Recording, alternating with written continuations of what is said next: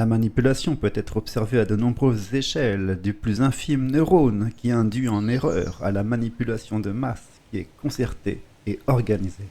Il s'agit toujours de mensonges, à la seule différence que la manipulation conduit à agir, là où le mensonge peut encore être stoppé par l'esprit critique. Ce qui caractérise une manipulation est simplement le degré de sophistication du mensonge qui pousse à l'erreur.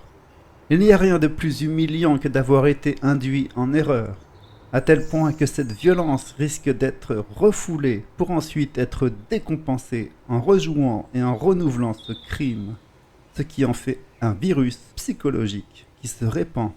Et justement, c'est comme ça que cette violence nous est parvenue. Une autre propriété fascinante de la manipulation est qu'elle consiste à pousser la victime à s'auto-manipuler. Car en définitive, c'est elle qui choisit de se faire avoir, de se laisser tenter, ou finalement de céder à la pression. Et ceci fait que le manipulateur, à qui profite le crime, peut se dédouaner de sa responsabilité. Elle repose désormais sur la victime. Non seulement c'est pervers, mais c'est vicieux, parce que la manipulation qui est assénée se répercute à l'échelle mentale en une manipulation qui est auto-assénée. Et ainsi, il y a deux criminels, celui qui paye et celui qui profite du crime. Quelle que soit l'échelle à laquelle se produit une manipulation, il y a des traits communs spécifiques qui permettent de la détecter. Elle utilise la peur ou la fierté comme un ressort afin de créer une vulnérabilité.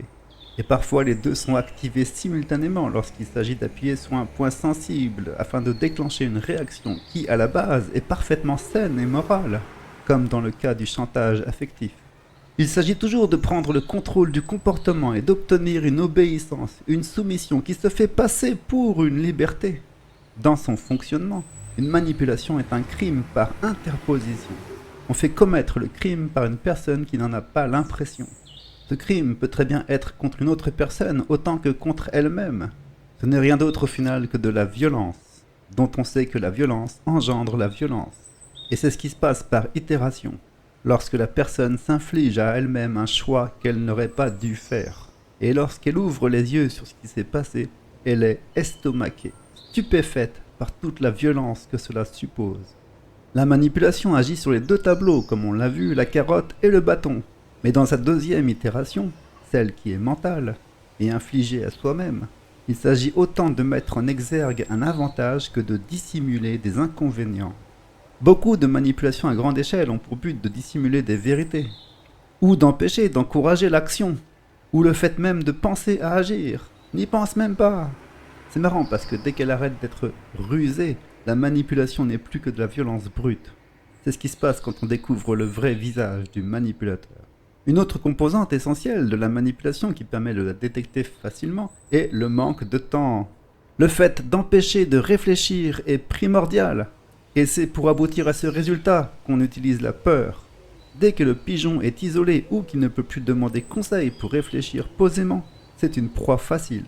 La technique qui consiste à isoler les gens et à créer des divisions dans la société vise justement à rompre la confiance et à préparer le terrain des prochaines manipulations. Le manque de temps, quand il est asséné, plonge dans un état d'esprit d'impatience qui correspond à une très grave perturbation mentale. Car ceux qui ne sont pas capables de patience peuvent se considérer comme totalement condamnés. Le manque de patience est la dernière marche avant d'arriver au plancher de l'abandon, de la mort. Le contrepoison à la manipulation est encore une fois situé dans la non-violence, c'est-à-dire de séparer les événements des émotions. Ce ne sont pas des événements ou des situations qui créent des émotions, et encore moins celles qu'on cherche justement. C'est l'interprétation qu'on fait des événements et des situations qui créent les émotions. Et si on agit en étant guidé par une berlue dont on attend une émotion, alors on est en train de faire quelque chose d'autre dont on ne se rend pas compte. Et c'est bien ça, l'art de la manipulation. Faire quelque chose tout en faisant faire autre chose. On déguise l'action. Et ce faisant, on instrumentalise le pigeon. Mais en réalité, cette émotion, on aurait très bien pu l'obtenir en refusant d'agir.